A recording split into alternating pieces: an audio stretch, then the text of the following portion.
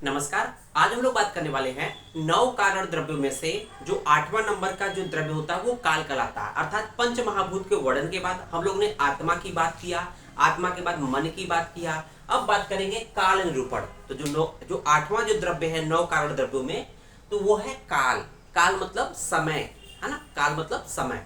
तो आइए बात करते हैं यहाँ पर हम लोग को पढ़ना क्या क्या है इस काल वाले सब चैप्टर्स में। तो यहाँ पर देखेंगे, यहाँ पर हम लोग पहले सबसे पहले पढ़ेंगे एटिमोलॉजिकल डेरिवेशन, जिसको हम लोग व्युत्पत्ति कहते हैं। उसके बाद देखेंगे उसके काल के लक्षण क्या होते हैं, काल के लक्षण या काल परिभाषा या काल किसे कहते हैं उसके बारे में पढ़ेंगे। और उसके बाद देखेंगे काल के जो भेद होते हैं, जो डिवीजन या यूनिट्स होते हैं। उसके बाद देखेंगे काल का आयुर्वेद में क्या महत्व है, तो इंपॉर्टेंस ऑफ सिग्निफिकेंस या इंपॉर्टेंस ऑफ काल इन आयुर्वेद। तो ये मुख्यतः हम 4 पॉइंट के बारे में आज बात करने वाले हैं। बहुत ही वीडियो बहुत ही शॉर्ट और बहुत क्लियर कट होने वाला है, बिल्कुल चैनल में बने रहिए बच्चों।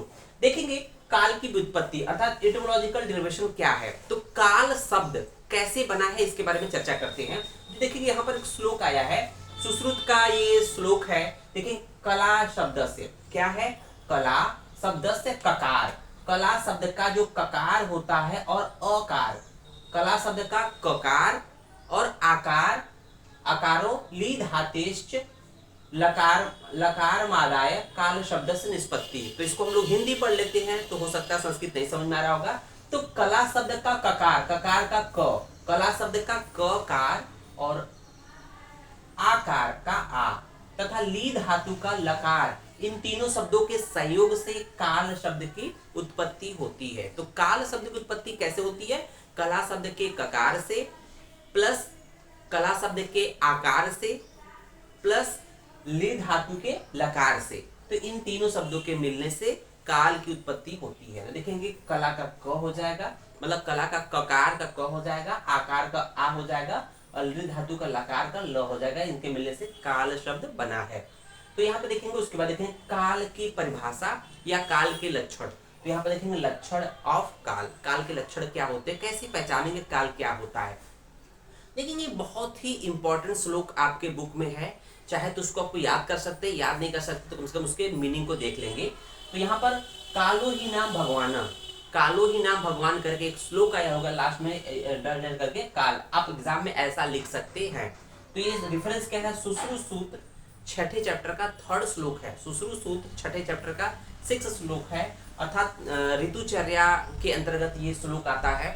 यहाँ पर ये पॉइंट लिखना जरूरी है, इस फार्म में लिखेंगे तो आपको फुल नंबर मिलेंगे। तो इसको हम लोग एक्सप्लेन कर लेते हैं, क्योंकि श्लोक बड़ा है तो हम पूरा श्लोक नहीं लिख सकते हैं, लेकिन इसके मीनिंग को जानना जरूरी है। तो देखेंगे काल कहते किसे हैं, उसके लक्षण या उसकी परिभाषा क्या है। देखेंगे काल भगवान है, काल क्या है, भगवान है। कालो ही नाम भगवान, काल क्या है, भगवान है। भगवान का मतलब ऐश्वर्यशाली, ऐश्वर्यशाली होता है। काल जो है भगवान अर्थात ऐश्वर्यशाली है। काल को फिर बोला स्वयंभू है।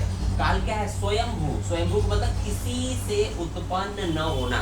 स्वयंभू मतलब अपने आप से उत्पन्न होता है, किसी अन्य से उसकी उत्पत्ति नहीं होती है। तो काल को क्या बोला गया है, काल को भगवान बोला गया है और काल को बोला गया है कि ये स्वयंभू है। उसके बाद देखेंगे काल क्या बोला गया, अनादि बोला गया है। अनादि मतलब जिसका न आदि हो, न अंत हो, न मध्य हो, न आदि हो, न मध्य हो, अंत रहित हो, उसको हम लोग अनादि बोलते हैं। और क्या होता है, 6 रसों जो काल होता है, 6 रसों की विकृति तथा गुण संपन्न मनुष्यों का जीवन तथा मरण, ये सारे काल के अधीन होते हैं। तो देखेंगे जो रस होते हैं, 6 रस होते हैं, उसमें विकृति और चाहे गुण संपन्नता और मनुष्यों का जीवन तथा मरण, मनुष्य जन्म लेता है तथा मरता है, ये किसके अधीन होता है, काल के अधीन होता है। अगर हम बात करें कि हम लोग देखते हैं कि जो पर्टिकुलर जो अगर 6 रसों की विकृति तथा गुण, तो हम लोग देखते हैं कि जैसे मान लीजिए किसी पर्टिकुलर सीजन में किसी पर्टिकुलर रस का इन्वॉल्वमेंट होता है। जैसे हम लोग इस समय देख रहे होंगे तो हम लोग को अलग अलग सीजन में, मौसम में अलग अलग फ्रूट्स आते हैं और उन फ्रूट्स का अलग अलग रस होता है। तो और साथ ही साथ व्यक्ति का एक निश्चित जो जन्म होता है एक निश्चित समय में होता है, काल में होता है, और मृत्यु भी निश्चित होती है, एक निश्चित काल में होती है। वही बोल रहा है कि काल को हम लोग अगर एक संक्षिप्त में उसके लक्षण की बात करें तो काल को भगवान बोला गया है, ऐश्वर्य बोला गया है, काल स्वयंभू है, काल अनादि है, और काल जो है 6 रसों की उत्पत्ति तथा विकृति तथा मनुष्यों का जन्म तथा मरण, सारे ये सारे जो है काल के अधीन होते हैं। उसको देखेंगे एक पॉइंट और आता है, सूक्ष्मम अपि कलाम न लियते। श्लोक ये कंप्लीट नहीं होता, उसके बाद है सूक्ष्मम अपि कलाम न लियते, अर्थात निरंतर गति होने के कारण जो काल होता है उसकी हमेशा निरंतर गति होती है। आप देखते हैं जैसे अगर घड़ी की सुई है, सेकंड टिक टिक टिक, तो हम लोग जो सेकंड देखते हैं उस सेकंड में भी उसके सब डिविजन्स होते हैं। इसका मतलब कि जो जो काल होता है, समय होता है, निरंतर गति होने के कारण वह क्षण मात्र के लिए भी रुकता नहीं है। जैसे घड़ी की सेल खत्म हो जाए, इसका मतलब ऐसा नहीं कि घड़ी के समय रुक गया है, समय चलता रहता है। तो हम लोग आर्टिफिशियल एक मशीन बनाए जिससे हम लोग इंडिकेट करें कि इतना टाइम हो रहा है, लेकिन काल कभी मतलब समय कभी रुकता नहीं है। उसको देखेंगे, काल आयु को संक्षिप्त अर्थात घटाता है। जैसे हम लोग कहते हैं ना, आज मेरा 15वां बर्थडे है, इसका मतलब कि हमारी आयु घट रही है, बढ़ नहीं रही है, हमारी आयु घट रही है। इसका मतलब हम जल्दी ही मृत्यु के समीप धीरे धीरे बढ़ रहे हैं। मतलब जन्म के बाद एक एक करके एक एक साल हम लोग मृत्यु के समीप जाते हैं, उसको हम लोग कहते हैं काल जो है आयु को संक्षिप्त करता है अर्थात घटाता है। उसको देखें, काल प्राणियों को मृत्यु के समीप ले आता है। तो वही बात है कि एक एक करके एक एक मिनट के बाद हम लोग कहीं ना कहीं मृत्यु के समीप ही जाते रहते हैं। वो अलग बात है कि हम उसको खुशी के मारे बर्थडे के रूप में मनाते हैं, जैसे कि हम ये महसूस न करके हम मृत्यु के समीप जा रहे हैं, उसको हमें अपना बर्थडे नया समय मनाते हैं, नया जन्मदिन मनाते हैं। उसको देखेंगे काल के भेद अर्थात उसके जो टाइप होते हैं, कितने प्रकार के होते हैं, इसके बारे में बात करेंगे। काल का डिवीजन या यूनिट्स के बारे में बात करेंगे। तो देखेंगे, अगर सिंपली कहा जाए तो काल को मुख्यतः दो भागों में बांटा गया, एक संवत्सर, दूसरा रोगी की अवस्था। संवत्सर का मतलब होता है, संवत्सर का मतलब होता है वर्ष, 1 ईयर। संवत्सर का मतलब होता है 1 साल, 1 वर्ष। तो ये हो गया। रोगी की अवस्था का मतलब होता है कि रोगी किस अवस्था में है, उसको देखेंगे। उसी तरह से एक और डिवीजन आया है, नित्यक और आवस्थिक। नित्यक का मतलब होता है ऋतुओं से संबंधित होते हैं, अवस्था अवस्थिक का मतलब होता है अवस्था संबंधित, जैसे बाल्यावस्था, युवावस्था, वृद्धावस्था। तो ये अवस्थिक मतलब अवस्था से है, बाल्यावस्था, युवावस्था और वृद्धावस्था से है। उसके बाद हम लोग बात करेंगे कि जो संवत्सर होता है उसको कितने भागों में बांटा गया, क्योंकि संवत्सर मतलब 1 वर्ष, संवत्सर का मतलब होता है 1 वर्ष। तो यहाँ लिख लेंगे संवत्सर का मतलब 1 वर्ष, ठीक है ना, 1 वर्ष होता है। अब इस 1 वर्ष को देखेंगे अयन के बेसिस पे। अयन का मतलब मार्ग, उसमें सूर्य और चंद्रमा की गति के आधार पर इसको 2 भागों में बांटा गया है। तो एक है दक्षिण अयन, अर्थात जब सूर्य की गति दक्षिण दिशा में होगी तो उसको बोलेंगे दक्षिण अयन। और एक अयन मार्ग रास्ता है कि उत्तरायण, अर्थात सूर्य की जो दिशा या गति उत्तर दिशा में होगी, दैट इज कॉल्ड उत्तरायण। आप लोग पढ़े भी होंगे। अब देखेंगे जो दक्षिणायन होता है उसमें कितनी काल ऋतुएं आती हैं, तो उसमें 3 ऋतुएं आती है, वर्षा, शरद, हेमंत। दक्षिणायन में 3 ऋतु आती है, वर्षा, शरद, हेमंत आती है, जबकि उत्तरायण में 3 ऋतुएं आती है, और शिशिर, बसंत, ग्रीष्म। तो हम लोग याद भी करते हैं, शिशिर, बसंत, ग्रीष्म, वर्षा, शरद, हेमंत। जिसको हम लोग ये कह सकते हैं, उत्तरायण में 3 ऋतुएं होती है, शिशिर, बसंत, ग्रीष्म। दक्षिणायन में 3 ऋतु होती है, वर्षा, शरद, हेमंत। इस तरह से हमारा सीक्वेंस भी फॉलो हो जाता है। उसके बाद देखेंगे प्रधान ऋतुओं की बात कर रहे हैं। प्रधान ऋतुओं के बेसिस पे अगर हम बात करें, ठंडी की 2 ऋतुएं होती हैं, गर्मी की 2 ऋतुएं होती हैं, और बरसात की 2 ऋतुएं होती है। तो उस हिसाब से देखेंगे तो इस तरह से 6 में से 3 ही ऋतुएं मुख्य होती है। देखेंगे शीत ऋतु कह सकते हैं प्रधान ऋतु के बेसिस पे, जिसको काल को 3 पार्ट में बांट सकते हैं। शीत ऋतु कह सकते हैं, उष्ण ऋतु कहते हैं।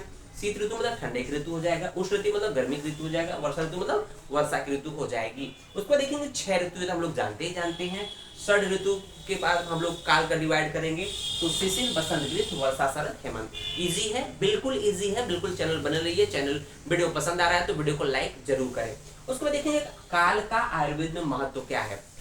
कहीं ना कहीं हम लोग जो पढ़ रहे हैं उसका इंपॉर्टेंस है, महत्व है, तभी हम इसको पढ़ रहे हैं। तो देखेंगे सिग्निफिकेंस ऑफ काल इन आयुर्वेदा। आयुर्वेद में काल का क्या महत्व है, तो देखिए कहाँ का इंपॉर्टेंस है। तो ऋतुचर्या के पर्पज में हम लोग पढ़ते हैं ऋतुचर्या।